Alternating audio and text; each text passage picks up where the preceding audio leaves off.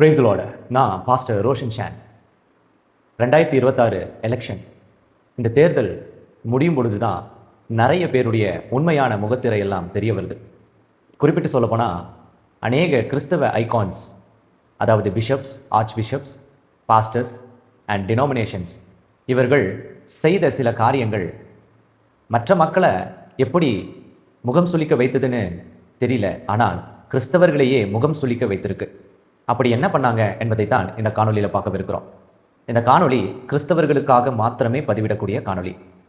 தேவனுடைய பிள்ளைகள் டினாமினேஷனை கடந்து RC, Pentecostal, CSI, Lutheran, Marthoma, CPM, ACPM அப்படின்னு சொல்லி ஏஜின்னு டினாமினேஷனை கடந்து இந்த காணொலியை முழுவதுமாய் தயவு செஞ்சு பாருங்கள். பார்த்து நம்முடைய ஐகான்ஸ், அதாவது நாம் ரொம்ப நேசிக்கிற, நம்மை வழி நடத்துகிற மெய்ப்பர்கள், தலைவர்கள், இந்த நாட்களில் அவர்களுடைய முடிவுகள் தேவனுக்குரியதாய் வேதாகமத்தின் அடிப்படையில் அல்லது தங்களுடைய ஆடுகளை பாதுகாக்கக்கூடிய அந்த தகுதியோடு தான் இவர்கள் முடிவெடுக்கிறார்களா என்பதை தயவு செஞ்சு தெரிஞ்சுக்குங்க. இது யாருடைய மனதையும் புண்படுத்த இந்த காணொலி அல்ல, நாம் விழிப்படைய மாத்திரமே. இந்த காணொலி முழுவதும் பார்க்க விரும்புகிறவர்கள் நீங்கள் பார்க்கலாம். வாங்க காணொலிக்குள்ள போகலாம்.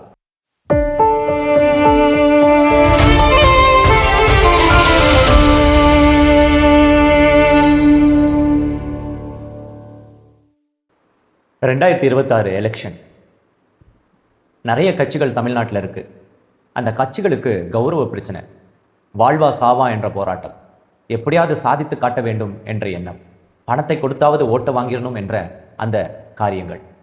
ஆனால் ஒரு சாதாரண மக்களுக்கு ஒரு நல்ல அரசாங்கம் அமையணும் என்ற ஆசை, நம்முடைய வாழ்வாதாரம் மாறணும், சுற்றுச்சூழல் மாறணும், நம்ம வாழுகின்ற இடத்துல தேவைகள் சந்திக்கப்படணும், அவ்வளவுதான்.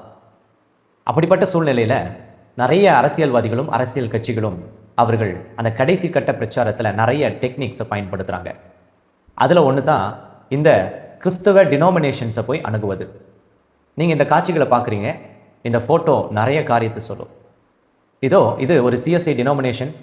அந்த சிஎஸ்ஐ டினாமினேஷனில் இருக்கிற பிஷப்ஸ், பாஸ்டர்ஸ் மற்றும் அவர்களுடைய சகாக்கள் ஒரு கூட்டம். ஒரு தனிப்பட்ட டிஎம்கேன்ற கட்சிக்கு நாங்கள் சப்போர்ட் செய்கிறோம், நீங்கள் இவர்களுக்கு ஓட்டளிக்கணும், கிறிஸ்தவர்கள் யாவரும் டிஎம்கே பக்கம் நிற்கிறோம் அப்படின்னு சொல்லி ஒரு ப்ரொபகண்டாவை செய்கிறாங்க. இதை நான் உங்ககிட்ட காட்டுறேன். இது சரியா தவறா என்பதை நீங்கள் முடிவு பண்ணுங்கள். அதற்கு முன்பதாக ஒரு சில காரியங்களை கொஞ்சம் தெரிஞ்சுக்குங்க. இந்த பிஷப்மார்கள், இந்த போதகர்கள் எல்லாம் ஒன் சைடு ஸ்டாண்ட் எடுத்திருக்காங்க. சரி, அது அவர்களுடைய தனிப்பட்ட முடிவானா? கிடையாது. அவர்கள் தங்களுடைய பதவிகளை வைத்து அனைத்து கிறிஸ்தவர்களும் நாங்கள் சொல்லுவதை கேட்பார்கள் என்ற அந்த சூழ்நிலையில் இன்ஃப்ளூயன்ஸராக மாறுறாங்க. இப்போ நீங்கள் ஒருவேளை ஒரு கேள்வி கேட்கலாம், என்ன தப்பு இருக்குது? ஒரு கவர்மெண்ட்டை, இதுக்கு முன்னாடி ஆட்சி செய்த கவர்மெண்ட்டுக்கு சப்போர்ட் செய்கிறதுல என்ன தப்பு இருக்குது அப்படின்னு நீங்கள் கேட்கலாம். கிறிஸ்தவத்துக்கு ஒரு அடிப்படையான ஒரு காரியம் இருக்குது. ஒரு போதகன் எப்படி இருக்க வேண்டும் என்ற ஒரு அடித்தளமான ஒரு காரியம் இருக்குது. ஒரு போதகன் அப்படின்றவன், ஒரு பிஷப், ஒரு ஆர்ச் பிஷப், ஒரு பாஸ்டர்ஸ், இவங்கெல்லாம் எப்படிப்பட்டவர்கள்னா, இந்த உலகத்தில் இருக்கவனுக்கு ஊழியம் செய்கிறவர், அதாவது கூலிக்காரன் கிடையாது. பைபிளில் கொடுத்திருக்கிற வார்த்தைக்கும் அந்த வார்த்தைக்கு சொந்தக்காரனுமாகிய கடவுளனுடைய வேலைக்காரர்கள். அப்படின்னா என்ன அர்த்தம்னா, அவர் சொல்லுவதை மாத்திரமே செய்யணும். இந்த உலக மனுஷனுக்காக ஊழியம் செய்யக்கூடாது. அவர்கள் சொல்லுவதை அவர்களுக்கு ஃபேவரட்டாக காரியம் செய்யக்கூடாது. அப்படிப்பட்டவர்கள் தான் இந்த போதகர்கள், பிஷப்பாக இருந்திருக்கணும். ஆனால் இவர்களை என்ன பண்ணிட்டாங்கன்னா, மிடில் மேன் அப்படின்ற அந்த ஸ்தானத்திலிருந்து விலகிட்டாங்க. ஒரு தனிப்பட்ட கட்சிக்கு தங்களுடைய வெறுப்பை தாண்டி தங்களுடைய பர்சனல் காரியங்களுக்காக தங்களை பாதுகாத்து கொள்ள இந்த மந்தைகளை குறித்து, அதாவது கிறிஸ்தவ ஜனங்கள், விசுவாசிகளை குறித்து இம்மிய அளவும் கவலைப்படலை அப்படின் போது எவ்வளவு மன வருத்தமாக இருக்குது. நீங்கள் இந்த சிஎஸ்சி டைசஸில் இருக்கிற இவர்களெல்லாம் பார்க்குறீங்க இல்லையா? இவர்கள் அத்தனை பேர் மேலேயும் ஏதோ ஒரு பிரச்சனைகள், ஏதோ ஒரு போலீஸில் புகார், சொத்து, பணம் பிரச்சனையில் சிக்கி கொண்டு இருக்காங்க. இவர்கள் எல்லாருக்கும் ஒவ்வொரு ஃபேவரட் தேவை, ஒரு உதவி தேவை. அப்போது இந்த கவர்மெண்ட்டும் அவர்களை எப்படி லாக் பண்ணுதுன்னா, நான் உனக்கு இதை செய்யணும்னா நீ எங்களுக்கு இந்த காரியத்தில் உதவி செய்யணும் அப்படின்னு. இப்போது மனுஷனுடைய அந்த மிரட்டலுக்கும் உருட்டலுக்கும், மனுஷனுடைய அந்த காரியத்திற்கும் பயந்து போய் செய்தார்களா, இல்லை முழு மனதோடு செய்தார்களா என்பதை இந்த காணொலியை பார்க்கிறவர்கள் நீங்களே முடிவு பண்ணிக்கலாம், இவர்கள் எப்படி நம்மளை வஞ்சிக்கிறாங்கன்னு. இந்த காணொலி இன்னைக்கு பதிவிட காரணம் என்னன்னா, இன்னைக்கு பதிவிடலைன்னா என்றைக்குமே நம்ம இதை குறித்தெல்லாம் மறந்து போய் மறுபடியும் இவர்கள் வஞ்சிக்கிறதை குறித்து நாம் எந்த கவலையும் இல்லாமல் இவர்கள் நமக்கு சொல்லுவதை எல்லாம் நம்பிக்கொண்டே இருப்போம். சாத்தூரில் இந்த ஏப்ரல் மாதம் 3வது சனிக்கிழமை உபவாச ஜபத்தை முடிச்சுட்டு அன்று இரவு நாங்கள் ஒரு டீ குடிக்கலான்னு வெளியில் கிளம்பும் போது ஒரு பெரிய கூட்டம் வந்துச்சு. பார்த்தோன்னே தெரியுது ஒரு ஊழியர்களுடைய கூட்டம் மாதிரி தான் இருந்தது. அங்கே வண்டியில் உட்காந்துட்டு இருந்தேன். எனக்கு தெரிந்த என்னுடைய அங்கிள் அவர் போய் அவங்கள இன்ட்ரடியூஸ் பண்ணி பேசுகிறாங்க. ஏன்னா அவங்களாம் அந்த ஊர் ஆளுங்க. அப்போ அவங்க என்ன செய்கிறாங்கன்னா அந்த நோட்டீஸை கொடுக்குறாங்க. எல்லாத்தையும் வாங்கிட்டு அதுக்கப்புறம் நாங்கள் கிளம்பி போகும்பொழுது அவர் என்னிடத்துல சொல்கிறாரு, பாருங்கள் ரோஷன், இவங்கெல்லாம் யாருன்னா இந்த தாலுக்கா ஊழியர்கள். அப்போ நான் கேட்டேன், எதுக்காக வந்திருக்காங்கன்னா ஒரு கட்சிக்காக நோட்டீஸ் கொடுத்து இந்த கட்சிக்கு மாத்திரமே ஓட்டு போடுங்கன்னு சொல்லி வந்திருக்காங்க. உங்கள் சபையில் இருக்கவங்களுக்குலாம் சொல்லுங்கள் இந்த கட்சிக்கு தான் ஓட்டு போடணும்னு. அப்போது அவர் சொன்னார், இவங்க இவ்வளவு கீழ்த்தரமாக இரவு வேளையில் ஒரு 8 மணிக்கு மேலே வீடு வீடாக நோட்டீஸ் எடுத்து வந்து இந்த கட்சிக்கு ஓட்டு போடுங்கன்னு ஒரு போதகர்கள் வந்து நிற்கிறது பார்க்கும் பொழுது அடிக்கடி இவங்களாம் சொல்லுவாங்க, எங்கள் சபையில் 10 பேர் 20 பேர் 30 பேர் தான் இருக்காங்க, ஆடுகளே இல்லைன்னு. இதே மாதிரி ஆண்டவருடைய சுவிசேஷத்தை எல்லாரும் ஒன்று சேர்ந்து சொல்லியிருந்தாங்கன்னா இந்நேரத்துக்கு அவங்க சபை நிரம்பி வழிந்திருக்கும் அப்படின்னு. இந்த வார்த்தை என்னை மிகவும் யோசிக்க வைத்தது. இந்த ஊழியர்கள், இந்த போதகர்கள், இந்த டினாமினேஷன்ஸ் ஏன் ஒன் சைடு ஸ்டாண்ட் எடுத்து நிற்கிது அப்படின்றத என்னால் புரிந்து கொள்ள முடியாத சூழ்நிலையில் இருந்தேன். அந்த சூழ்நிலையில் தான் நான் இந்த சிஎஸ்ஐ டினாமினேஷன் ஒரு ஸ்டாண்ட் எடுக்குது, மற்ற இண்டிபெண்டன்ட் சர்ச்சஸ் டினாமினேஷன்ஸ் ஒரு ஸ்டாண்ட் எடுத்து இன்னொரு கட்சிக்கு அது வந்து ஸ்டாண்டாக நிற்கிது. இப்படி தனித்தனியாக பிரிஞ்சு நிற்கிது. உங்கள் எல்லாருக்கும் தெரியும், கிறிஸ்து ஒருவரே, எல்லா சபையிலருக்கும் வேதாகமும் ஒன்று தான், நாம் நேசிக்கிற தேவன் ஒருவர் மாத்திரம்தான். அப்படி இருக்கும் பொழுது இந்த அரசியல்வாதிகள் கிறிஸ்தவத்தை அவர்கள் எப்படி பயன்படுத்திடுறாங்கன்னா ஒவ்வொரு டினாமினேஷனாக அவர்கள் ஃபேவரட் பண்ண வச்சு கிறிஸ்தவத்திற்குள்ள ஒரு 4 பிரிவு 5 பிரிவாக நம்மளை பிரிச்சிடுறாங்க. இது போதகர்களுக்கு தெரியுமா தெரியாதானா தெரியும்.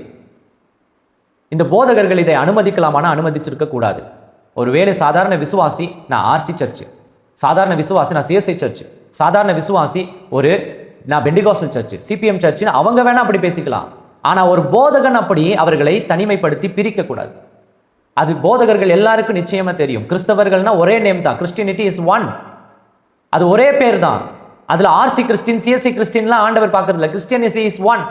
அப்படி இருக்கும் பொழுது இந்த போதகர்கள் அதை அறிந்தும் அவர்கள் இதற்கு அனுமதிக்கிறாங்க, ஒன் சைடு ஸ்டாண்ட் எடுக்கிறாங்க.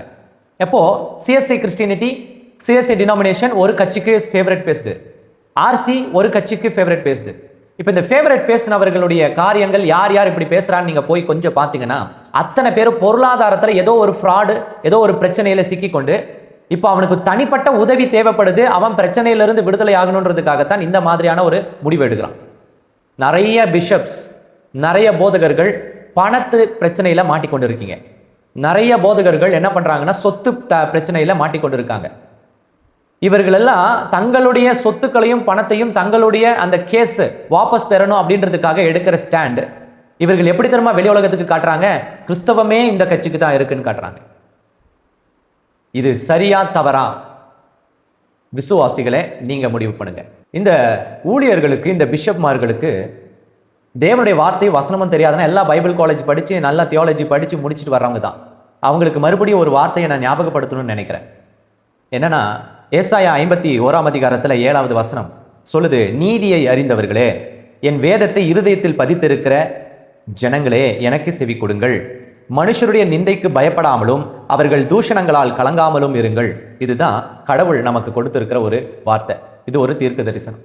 இது ஊழியர்களுக்கு மாத்திரமல்ல, கிறிஸ்தவ ஜனங்கள் யாவருக்கும், தேவனை நேசிக்கிற ஒவ்வொருவருக்கும். இந்த வார்த்தையில் சொல்லப்பட்டிருக்கிறது, எனக்கு செவி கொடு என் ஜனங்களே, என் வேதத்தை இருதயத்தில் பதித்திருக்கிறவர்களே அப்படின்னு அவர் நம்மளை அவருடைய ஜனங்கள் உறுதிப்படுத்தும் பொழுது கடைசியா அந்த 2 வார்த்தை தான் நம்ம சிக்கல்ல மாட்டிக்கொண்டு இந்த உலக மனுஷனுக்கு ஒத்துதித்து போட காரணமா இருக்கு. என்ன வார்த்தைனா, இதோ மனுஷனுடைய தூஷணங்களுக்கு கலங்காமலும் மனுஷரின் நிந்தைக்கு பயப்படாமலும் இருங்கள்னு சொல்ற வார்த்தை. இப்ப நிந்தையும் தூஷணமும் எதனால வருதுன்னா, நாமளும் இந்த உலகத்துல நிறைய பாவத்தை செஞ்சிடறோம். இந்த உலக மனுஷனை போல சொத்தை சேர்த்து வைக்கிறது, பண கையாடல் பண்றது. நீங்க நினைச்சு பாருங்க, இந்த டினாமினேஷன்ஸ்ல ஒரு பிஷப் தேர்தல் நடக்குது.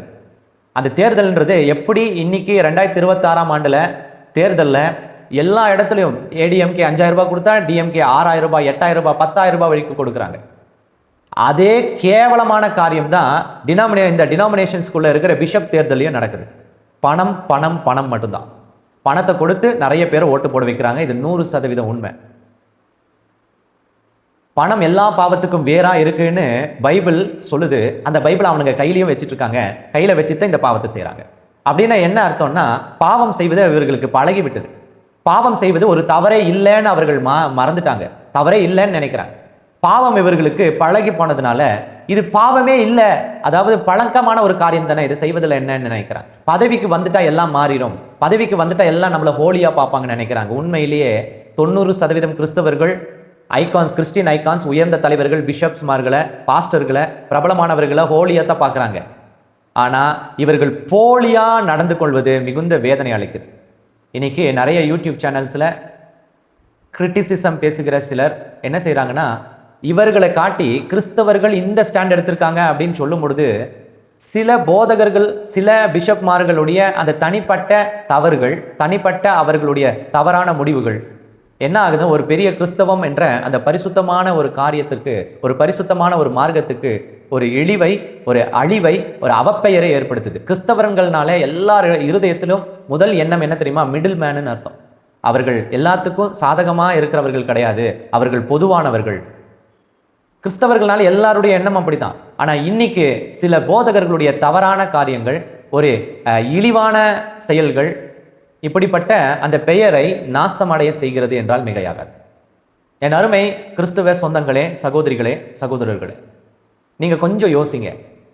நம்முடைய சபையை உருவாக்கின கிறிஸ்துவும் சரி, இந்த உலகத்தை உருவாக்கின தேவனும் சரி, எல்லாரையும் சமமாக நேசித்தார்.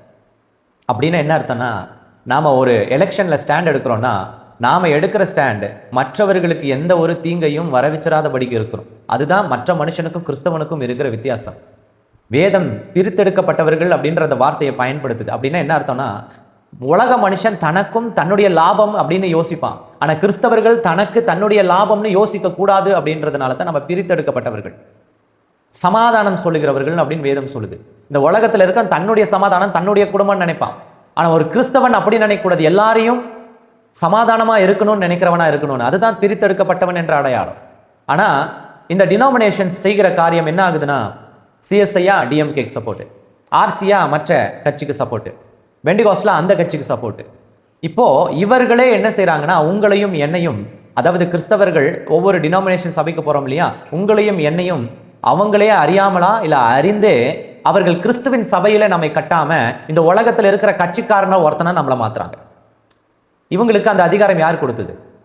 அப்போ நம்மை அறியாமலேயே அந்த அதிகாரத்தை எடுத்து உங்களுடைய ஓட்டை அவனே போடுறான். அப்படின்னு என்ன, I am belong to this party அப்படின்னு சொல்றதுனால அவங்க என்ன சொல்ல வராங்கன்னா, என் சபையில் என்னுடைய டினாமினேஷனில் இருக்கவங்க அத்தனை பேர் இந்த கட்சிக்காரங்க, மற்றவன்லாம் இங்கே உள்ள வராத. இது சரியா தவறா என்பதை கொஞ்சம் யோசிங்க, தயவு செஞ்சு யோசிங்க. எனக்கு எலெக்ஷனுக்கு ஒரு நாளுக்கு முன்னாடி சில கால் வந்துச்சு, விசுவாசிகள். அவங்க சொன்ன வார்த்தை எனக்கு மன சங்கடத்தை ஏற்படுத்திச்சு. என்ன சொன்னாங்கன்னா, பாஸ்டர் யாருக்கு ஓட்டு போடுறதுன்னு குழப்பமாக இருக்குன்னு. அப்போ நான் கேட்டேன், ஏம்மா இவ்வளவு நாள் அவங்க தான் அந்த பரப்புரையில் செய்கிறாங்க, இதுக்கு முன்னாடி 2 கட்சிகளை நீங்கள் பார்த்துருக்கீங்க, இப்போ ஒரு புதுசாக 2 கட்சி இருக்குது, உங்களுக்கு மனசுக்கு எது நல்லதுன்னு தோணுதோ அதை செய்ய வேண்டியது தானே. இல்லை பாஸ்டர், நம்ம போதகர்கள் ஒவ்வொருத்தரும் ஒன்று சொல்லியிருக்காங்களே, சிஎஸ்ஐயில் ஒன்று சொல்கிறாங்க, ஆர்சியில் ஒன்று, எல்லாமே ஒன்று சொல்கிறாங்களே, இப்போ இவங்களே ஒன்று சொல்லும் போது இவங்க சொல்கிற யாருக்கு போடணுன்னு குழப்பமாக இருக்குன்னு சொல்லும் போது எனக்கு மனசெல்லாம் நொந்து போச்சு. ஒரு போதகன் தன்னுடைய ஆடுக்காக உயிரை கொடுக்கணும், அந்த அளவுக்கு அந்த ஆடுகளை நேசிக்கிறவன் தான் ஒரு நல்ல போதகன். இயேசு கிறிஸ்து ஒரு நல்ல போதகர். அவருடைய பணியை செய்யக்கூடிய இன்னைக்கு இருக்கிற கிறிஸ்தவ ஐகான்ஸ், உங்கள் தனிப்பட்ட சுயநலமான, நீங்கள் பிரச்சனையில், பொருளாதாரத்தில், பண கையாடல் பண்ணுறதுல, நிலம் அபகரிப்பில், இப்படிப்பட்ட சம் பர்சனல் ப்ராப்ளம் மாட்டிக்கிட்டு இருக்கிறதுனால ஃபேவரட் எடுத்துகிட்டு ஒரு கிறிஸ்தவ ஆடுகளை, மந்தைகளை இயேசு கிறிஸ்துவை போல வழிகாட்டாமல் இந்த உலக மனுஷனை போல அவர்களுக்கு வஞ்சித்த இந்த போதகர்கள் நியாயம் தீர்க்கப்படுவார்கள். ஒருவேளை நான் பேசுறதுனால பெரிய காரியம் நடக்காமல் போகலாம், ஒருவேளை நீங்கள் கூட எனக்கு அகேன்ஸ்டாக கூட கமெண்ட் கூட பண்ணலாம், நெவர் பாதர். ஆனால் அவர்களுடைய நீதி ஒரு நாள் வெளிப்பட்டே தீரும். அவருடைய நீதி வெளிப்படும். தேவனுடைய சபையிலே மேடையில் ஏறி நீதி பேசும்போது அவர்களுடைய அழுக்கான கந்தை வெளிப்படுத்தப்படும். இந்த எலெக்ஷன் டைமில் தான் நிறைய போதகர்களுடைய முகத்தரை கிழிக்கப்பட்டிருக்கு. நிறைய பேர் போலி என்பதை அவர்களை நிரூபிச்சுக்கிட்டாங்க. தாங்களே நாங்கள் தப்பான ஆளுங்க, எங்களை இன்னும் நீங்கள் நம்புறீங்கன்னு அவர்களே வெளியில் வந்து தங்களை காட்டி கொடுத்துக்கிட்டாங்க. விசுவாசிகளுக்கு நான் ஒன்று தான் சொல்ல விரும்புகிறேன், கிறிஸ்தவர்கள் யாவருக்குமே. நல்ல போதகன் என்பவன் தன்னுடைய ஆடுகளுக்காக உயிரை கொடுக்கும். அப்படின்னு என்னன்னா, தன் ஆடுகளை எந்த சூழ்நிலையிலும் தவறான மனுஷனுக்கு கையில் ஒப்பு கொடுக்கக்கூடாது. நீங்களே முடிவு பண்ணுங்க. இது ஏன் இந்த காணொலி எலெக்ஷன் முடிஞ்ச பிறகு போடுறேன்னா, எலெக்ஷனுக்கு முன்னாடி போட்டால் நீங்கள் எனக்கு கூட பச்சை குத்தி இருப்பீங்க, நான் இந்த கட்சிக்கு ஃபேவர் அந்த கட்சிக்கு ஃபேவர்னு. அதனால தான் இந்த காணொலியை எலெக்ஷனுக்கு முடிஞ்சதுக்கு பிறகு கிட்டத்தட்ட ஒரு வாரம் கழித்து இந்த காணொலியை பதிவிடுறேன். யோசிங்க, நம்ம கிறிஸ்தவம் எப்படி இருக்கணும், நம்முடைய தலைவர்கள் எப்படி இருக்கணும்னு பைபிள் சொல்லுதோ அப்படி இல்லை என்பதை நீங்கள் உணர்ந்துக்குங்க. உங்களுடைய போதகனை திருத்துவது உங்களுடைய கடமை. நீங்கள் கேள்வி கேட்காத வரைக்கும் உங்களுடைய போதகன் அடங்க மாட்டான், தன்னுடைய சுயநலத்தில் தான் வாழ்வான். கேள்வி கேட்க ஆரம்பிங்க. உங்கள் சபை வளர்ச்சியில் கிறிஸ்து தான் முதன்மையானவராக இருக்கணும். இந்த உலக கட்சிகள் சபைகளுக்குள்ளே வரக்கூடாது. ஜாக்கிரதையாக இருங்க. நான் உங்கள் ஊழியன் ரோஷன் ஷென். இந்த காணொலி கிறிஸ்தவர்களுக்கான விழிப்புணர்வின் காணொலி. இதை விருப்பம் இருந்தால் பகிர்ந்து கொள்ளுங்கள். தேவன் உங்களை ஆசீர்வதிப்பாராக. God bless you. God bless you.